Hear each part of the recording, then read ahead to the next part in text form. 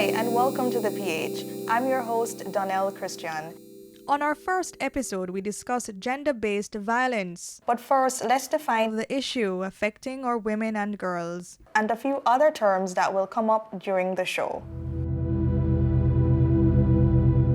Our first term is gender-based violence, GBV. UN Women defines this as harmful acts directed at an individual or a group of individuals based on their gender. It is rooted in gender inequality, the abuse of power, and harmful norms.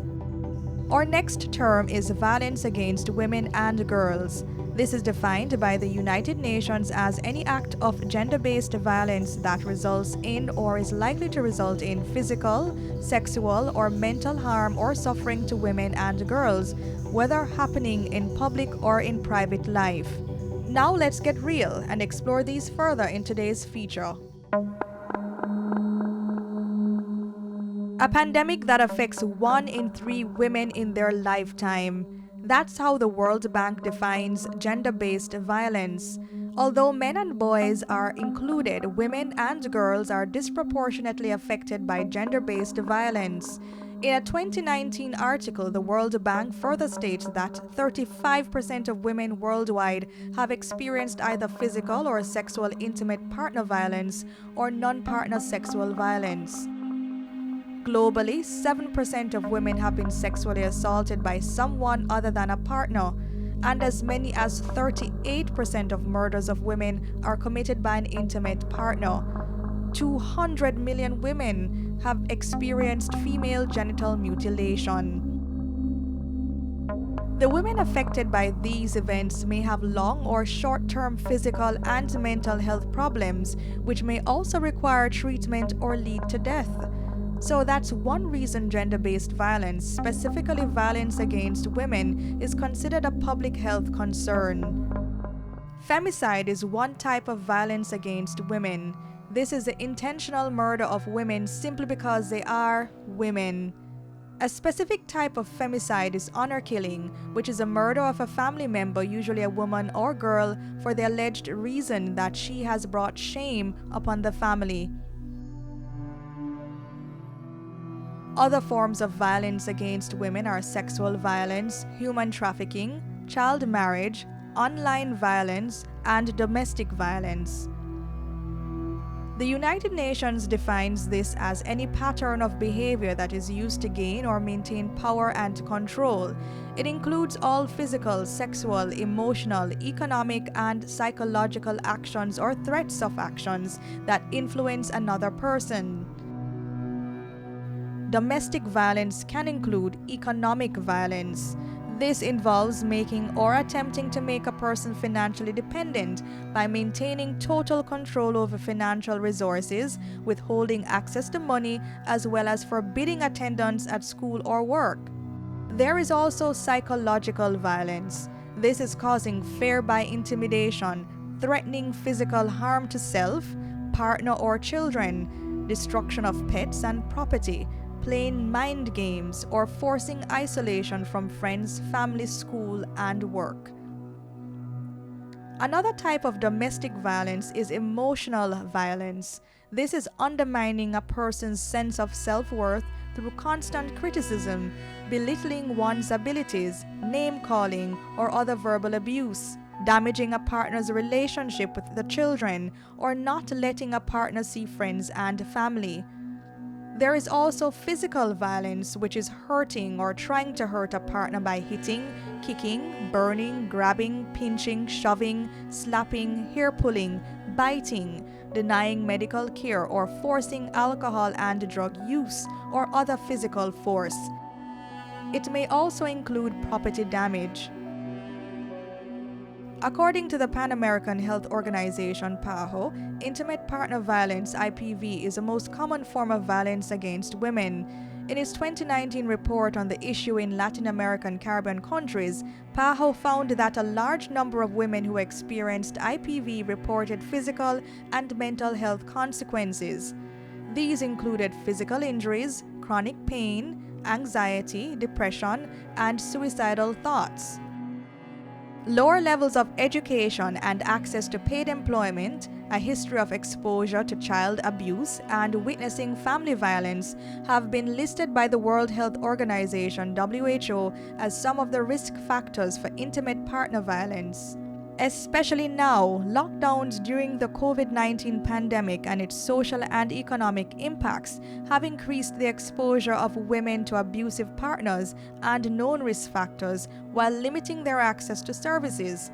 Women living in countries where there are situations of humanitarian crises and displacement may even worsen existing violence and may also lead to new forms of violence against women.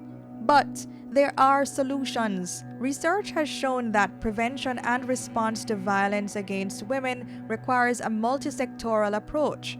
But the health sector has an important role to play, and according to the WHO, there are some initiatives the sector globally can implement. These include advocacy for violence against women to be highlighted as unacceptable and a public health problem, provide comprehensive services, sensitize and train healthcare providers in responding to the needs of victims, prevent recurrence through early identification of women and children who are experiencing violence and providing appropriate referral and support, promote gender equality as part of life skills and comprehensive sexuality education curricula taught to young people, generate evidence on what works. Interpartner violence is preventable, but there is a need for greater and more sustained investment in evidence-based violence prevention and response. PAHO highlighted that more research is needed to understand the impact of IPV across different age groups and among specific groups of women, including older women and those with disabilities.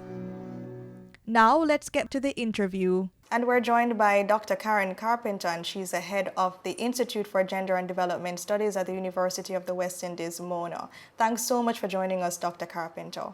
Thank you very much. It's an important topic. I'm happy to be here. When we talk about gender-based violence, we often don't think about it as a public health issue. Can you help us to understand why it is actually one? It becomes a public health issue because it touches on so many members of the society at once. If mom and dad, mom and partner are involved in a gender-based violence issue within the household, in front of children, then it scars the children, it scars the victim, and the perpetrator is not getting any help. So we see the effects of it in the public health system afterwards and in the schooling system. Can you just say how many of our Jamaican women and men are affected by gender-based violence, and is it a cause for concern? It affects women disproportionately, women and girls, more than men. Disproportionately means more than men.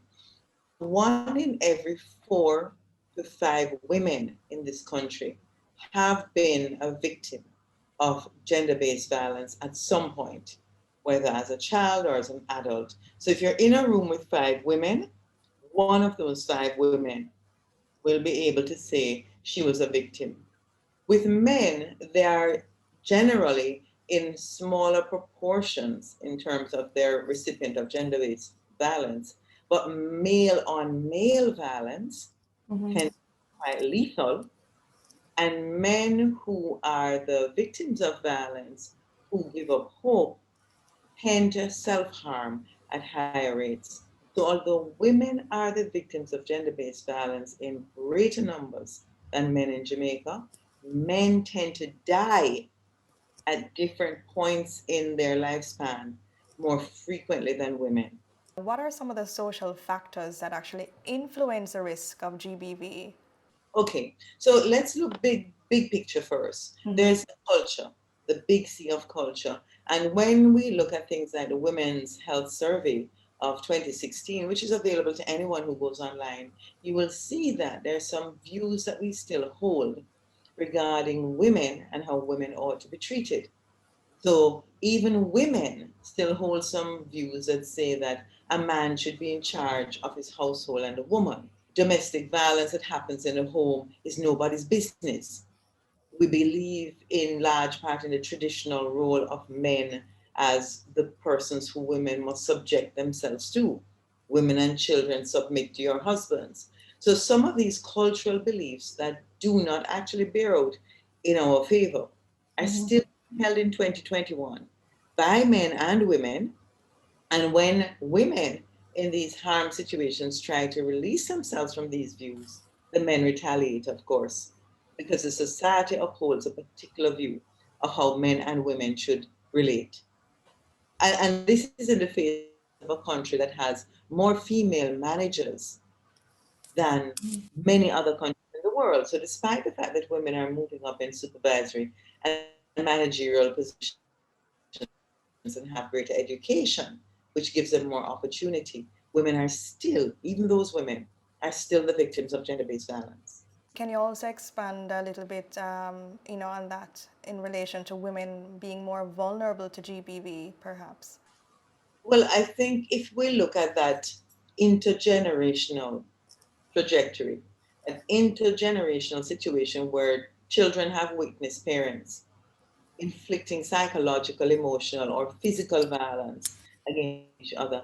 And let's not leave out the economic um, story, because many of the women who do not leave a violent situation are afraid that if they leave, they have nothing left. They cannot fend for themselves. They do not have the kind of wherewithal to go out and get a place to rent, keep their kids safe, be out of the reach of the perpetrator. And this is even with women who are earning good money. I Right. have cases of women who bring home the money or put the money in the bank account, and the man manages it because of the views that we have. So that person who's grown up in that environment is going to be more prone to both inflicting violence and receiving it based on their gender. Boys thinking that it's okay to hit a woman when they become men, and girls thinking that it's okay for the man to hit them when they become a woman, because if he didn't hit her, he wouldn't love her. On the matter of inequality, don't want to leave out our men. So, how do they actually become victims of gender-based violence? You know, the interesting thing is we tend to seek out partners who can give us what we had at home. That's because that's the only form of love we've known. But even in a destructive situation, we will, as adults, seek out that destructive situation again and try to replicate it, because it's the only form of love we know. So unless we can break out of the cycle ourselves, then both men and women will be seeking destructive partners so they can reenact that childhood pattern that they have. Yes. So men are just as prone. Men and women do not have different personalities. We have different personalities regardless of whether or not we're male or female. So you can find within the many personalities that men have, 16 personalities on Myers-Briggs, men who are going to be submissive, men who are going to be the victims of abuse on the part of a female. And we see those stories all the time as well. I've certainly dealt with those cases as well. During the pandemic, gender-based violence increased globally. Can you actually explain why? One of the challenges with gender-based violence is it is unpredictable. If the perpetrator becomes predictable, then the victim can look out for the violence. When A happens, B will happen. But the unpredictability keeps the victim terrorized. When you now have the victim and the perpetrator in the same space, the shelter in place rule, the COVID lockdown, and we know we have to lock down, so we're not saying that we ought not to lock down, but when we have these things taking place and the victim and perpetrator, or victims and perpetrator, are in the same space, any kind of frustration that the perpetrator may be feeling can be taken out on the victim. The victim also cannot call often because they're being monitored and surveilled. One of the things that perpetrators do is that they're hyper vigilant. So they're like the police force. They're always watching what you do, what you say, who you speak to.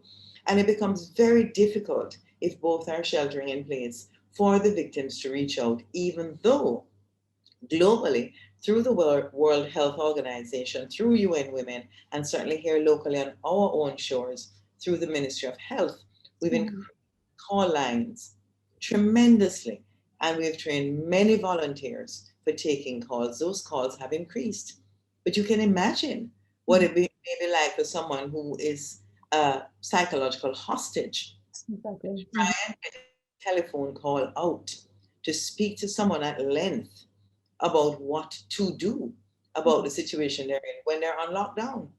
So it's quite difficult and clearly puts perpetrator and victim in closer proximity, and the frustrations are taken out on the victims. Yeah, so technically there's limited space to escape. Absolutely. And there are no opportunities for going to the shop or going to your auntie or going to visit a friend, which you would have used as a means of getting away Right. from the perpetrator. Now everybody's in the same space and often a very cramped space. Yes? Right. We forget what large numbers of our population live in very small indoor spaces and rely on getting out of the house during the day in order to have some kind of freedom. And we like to discuss preventive measures here on the PH. So, what can both women and men do to prevent their abusive situation?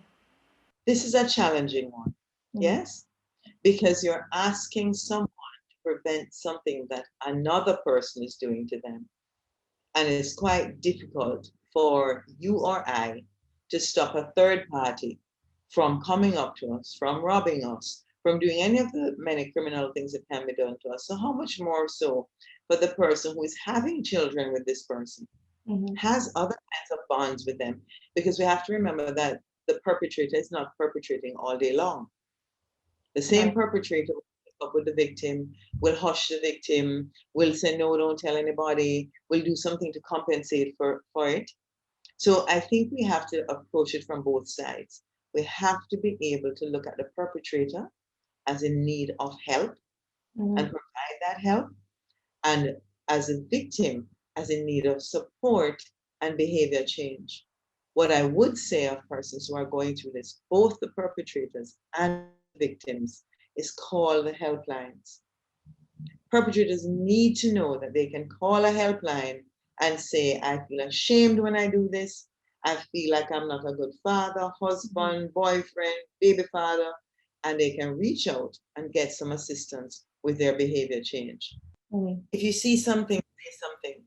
You don't have to be the victim of the violence to know that someone is a victim of violence.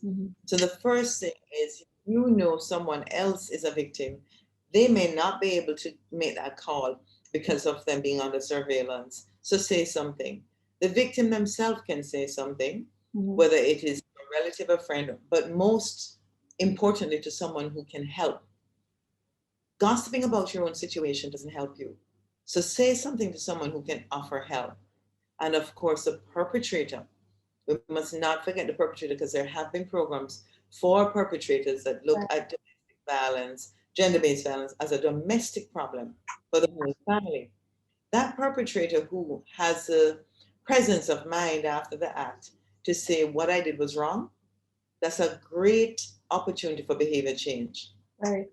Our knee-jerk reaction is to tell people, leave him. When I left the man.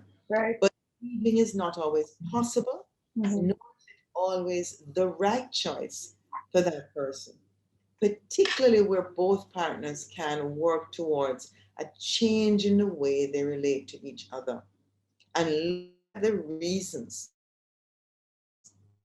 he would lift his hand to her or she would subject herself to it. And often you can motivate people by asking about the children. What do you want for your children? Is this what you want them to do? And that will often trigger a positive response in helping both partners to change their behaviors, give them skills, give them tools to get away from that kind of interaction. Yeah? So it is not without hope, but the first thing is to say something. What are some solutions that our government and even institutions can implement or enforce to help protect against GBV? We need to begin the change in behavior much earlier. We forget at times that our children are perhaps the first recipients of violence. When we pulverize a child, Herbert Gale speaks about the way that we terrorize children. And I agree with him. That's not discipline. When we subject a young child, a small body, to the kinds of blows and attacks using implements, etc., then we are making that child a recipient of violence before they've even had a chance to look at peaceful measures of resolving disputes. So we have to begin with how we parent. We have to teach adults to be disciplined. It's not the children that need to be disciplined. The adults who parent them need to be disciplined enough to keep their anger at bay and correct the child verbally. We have to teach in schools. We have to teach at the primary level. Many, many countries around the world are now including a gender-based violence component in the curriculum. And I dare say that the move is ahead here in Jamaica as well, because I don't want us to believe that our government is doing nothing. The move is ahead in our country as well to include this in things like the HFLE curriculum. It's already been done in Trinidad. So there is a Caribbean-wide effort on the part of governments through funding agencies to make young children sensitive to the human rights issue that gender-based violence is. And that's where we begin. So that as they grow up knowing that they cannot put their hands on another person. They cannot just use another person's body for their pleasure and then discard them. They cannot berate another person constantly. They can't use the psychological attacks that we've been using. But it begins with parents and children. So would you say then is that we need more social intervention programs, or is it that we need to increase the uptake of these interventions? I'm always heartened when I speak to people like the Parenting Commission of Jamaica. We have agencies that do this kind of work. The Ministry of Health, as you know, has their call lines out there. We have social workers in the field. So Jamaica is doing work in this area. Scaling up is a necessary component of any kind of work, and also broadening. So it's not just top up, top down. We also have to widen the reach to reach into the rural areas, into the schools, into the primary schools, and may I say also into the churches. The churches need to do their part in ending gender-based violence. I think the government must be applauded for the steps that they have taken, and all the NGOs that work in Jamaica towards the end of gender-based violence. And to close, is there anything else you'd like to share with us before we go? I want to encourage the perpetrators, I really do. I want to encourage the perpetrators to pick up that telephone in the moment that you're feeling that what's done really is not good. Pick up the phone, call a helpline, and get the assistance you need to change that environment that you're bringing up your children in. You can make a difference, you can make a change, and you can become a role model for other men. We've seen artists like Bounty Killer do that. I was on a platform a couple of years ago where I spoke about Bounty Killer after me. So there are men who change their behaviors, and you can be a role model for other men. Thanks again, Dr. Carpenter, for coming on the PH. We really appreciate it. Thank you, Dana. And to our viewers, thanks for watching. Connect with us. Follow us on Instagram or Facebook at GetThePH. And to close, our inspirational quote is, "One small crack doesn't mean you are broken. It means that you were put to the test and you didn't fall apart."